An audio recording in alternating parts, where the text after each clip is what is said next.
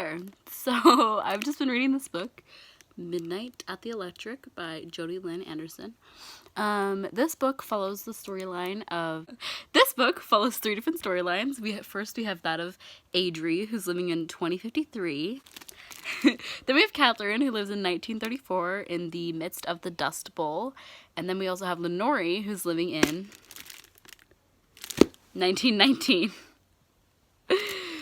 These girls all go on different journeys that are all intertwined and connect at the end in a really interesting way that I wouldn't expect, which is different because usually novels like this don't really get me catch my interest because I have read so many of them and they all usually turn out the same, but this one was different and I really enjoyed it.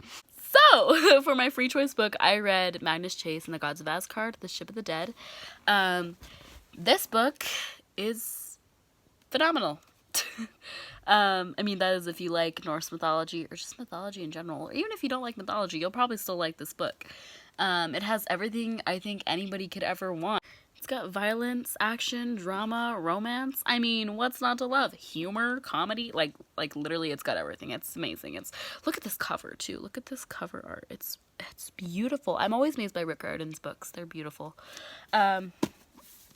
So yeah, this book, just a short synopsis, is about a teen who is dead, technically, and he lives in the Asgardian world of Valhalla. And Valhalla is basically a giant hotel where all the dead people go that died heroic deaths. Magnus's death was heroic, depending on how you look at it. Magnus doesn't look at it as super heroic, but that's kind of one of his struggles throughout the entire series. This is the third book in a series. Go read this book. I liked it. It was great. Go read it. You'll like it.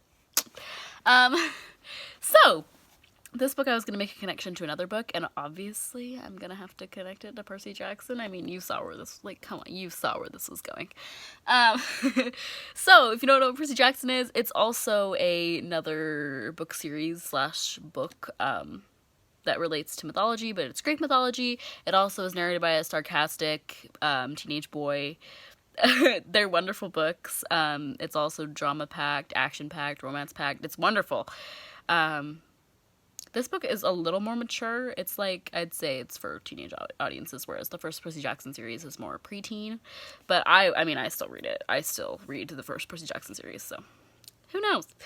Yo! So, now we're going to be talking about this book I read recently called I Hate Everyone But You by Gabby Dunn and Allison Raskin. This book is wonderful. It's so good. I was not expecting it to be as good as it was. This book, in short, is about two young girls who are best friends, and they are both just getting out of high school and going to new colleges. They're nervous. One is going to college over in Boston, and the other one is going to college in LA. And they've grown up together. They lived in the same place their entire lives in California. And so it's really scary for the both of them to be apart. This book isn't written like other books. As you can see, the format is like a text email format. Those are all the texts, I believe. Is that upside down? No. Okay. It's written in emails and text messages. And it's just, the whole thing consists of a bunch of emails and text messages between these two girls. Hey! So yeah, lighting ran out and I wasn't feeling the other vlog, so here we are. I have to make a real world connection. I felt like this was the best book to choose for that because it is so worldly. As I mentioned before, it's told completely through texts and emails between these two girls. And I felt that is so often how we communicate in this day and age, and it's not even a bad thing. It's wonderful. It's amazing, really. Like, the fact that technology has come so far that we can communicate with the touch of a button with people we love and care about who can be on the other side of the globe is fantastic. And in media written by adults, it is often the case that technology and cell phones and electronic ways of communication is often demonized. And honestly, me as a teenager living in today's day and age, I can't stand that. And I know a lot of adults that can't stand that either.